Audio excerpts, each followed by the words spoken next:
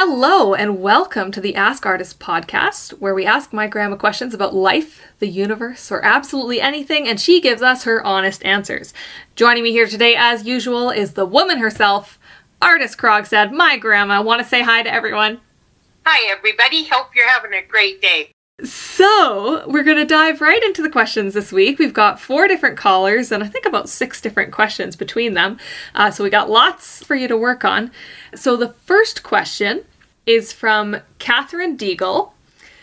She asks, I was thinking about the experiences and worries that people let burden them.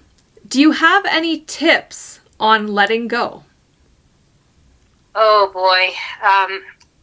This one's tough for me because I'm not a worrier. Worrying, I can say it doesn't do you any good because it doesn't change anything. That's the hardest thing for us to hear sometimes is, if we can't change it, then let it go. She's got a follow-up to this question that might help you to answer that one. She said, what is the most difficult thing in your life that you've had to learn to let go? Once again, it comes back to my divorce. Yep. I had to really learn to let go of my ex. Yeah. And not let it bother me when I saw him out someplace, not let it bother me when I saw him with other people. And it came around. You certainly get to the point where, but I was never very good with any of that. That is something that I'm afraid I didn't do well with. Right. I mean, it's never easy for sure. In past episodes, you've talked a little bit about how going back to your family helped with that too. Going back to who you were helped you kind of let go of that pain. Oh, for sure. To get resolved and to get closure on a lot of things, if you can just, go back to family that care about you and talk it out and just scream and holler if you have to. Totally. Yeah. Find some kind of outlet, find the people who support you, and that'll make it easier for you to let go, hey? You bet. So the next question is from my uncle Larry Listander. He asks, what was your favorite memory of your dad? Oh, Larry, I don't know where to start. And I want to tell you how wonderful it is to even hear from you. It's just delightful. Absolutely. When this is all over, we'll have to figure out a way to get together by social media. Anyway, Larry, some of my special stuff with my dad. Oh, boy. You know what, Larry? One time, Mom was pregnant with Harley, and she was having a hard time. So he took May and I and Raj and Rick to Vancouver with him. And Larry, we laughed so much. We get going on the road, and he says, from Wimbledon to Wobbleton is 14 miles, and from Wobbleton to Wimbledon is 14 miles, and from Wimbledon to Wobbleton is 14. He kept this going until us kids were all just yelling at him to stop. And then we all just end up in gales of laughter. We got to go swim in the ocean that trip. We got to do all kinds of exciting things that trip. We really did. Another fun thing I remember about Dad, Larry, is the men were all busy. So Dad came into the house and said, okay, Tart, you got to come and drive the tractor for me. So he wanted to throw bales on the back of the flatbed as I slowly drove the tractor. I'm afraid I drove a little fast and a little too slow and a little jerky. But we made it, Larry, but it was a lot of fun. Oh, that's just wonderful. I love that Wimbledon to Wobbleton story. Oh, yeah. I laugh every time I think about that one, yeah. It shows where our family gets our ability to talk from, just tongue twisted all the way there and back. That's fantastic. So the next question, thank you for that one, Uncle Larry. That was wonderful. The next question is from Tegan Casson. So little Tegan. Yeah. So she asked, how did you choose the careers that you chose in your life?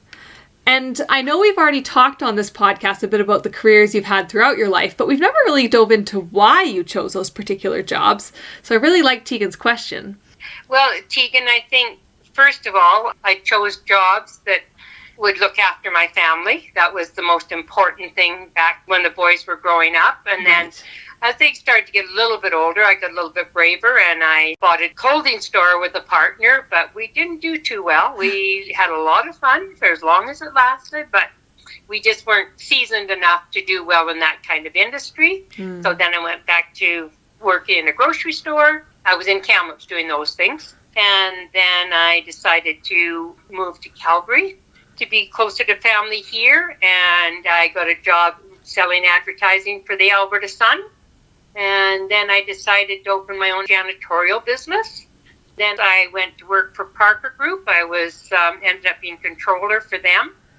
Left them to come back home to Kamloops so that I could spend more time with my mom and my siblings. And I went to work at Westway Plumbing and Heating doing their accounting. And then when I left them, I went more out into my own business as bookkeeping. That's where I ended up. Nice. So it sounds like, I mean, you had a lot of careers, as you said, that supported your family, but not only that, kind of allowed you to have your own schedule and be your own boss a little bit. Oh, yeah. Lots of times. Yeah. Certainly how the end of my career ended up for the last several years of my career was that way. Right, right. Just so you could spend more time with your family. And I really admire how you've chosen careers that allow you to best live your life. That was the most important thing for you, I think. Yeah, it was. Yeah, for sure. Cool. All right. Thanks for that one, Tegan. Next question is from Ashton Chug. Hi, Ashton. Yeah. So he had a cool question. He asked, what trends do you see in the future of the world? For example, in the past, we've seen new technologies. We've seen people move from rural areas to big cities. What are some of the biggest changes you predict will happen in the future? I hope the biggest changes we're going to see in the future are us being wise enough to look after our planet. Right. I think we need to really be aware of our oceans. I mean, it's just terrifying what we're doing, and we don't step back, enough of us, to take a good look at it. And I don't know just how we change that, Ashton. I don't know what you and I can do to help make that better, but I think that's something that really has to be looked at, and I believe will be. I believe after this COVID, people are going to see the world differently. Absolutely. I love that answer, Grandma. Yeah, and I really hope that people take care of our planet after this all ends. I think some people have kind of been more mindful of that throughout this, and hopefully that focus continues on as we move forward. So that brings us to the end of our questions for this week. Grandma, is there anything you want to say to sign off? Stay safe, everybody, and try and have fun when you can. Bye, everybody. So that was Ask Ardyce. I hope you got as much out of that as I always do. If you have any other questions, feel free to post them on Facebook, and I'll nag Grandma with some more questions soon.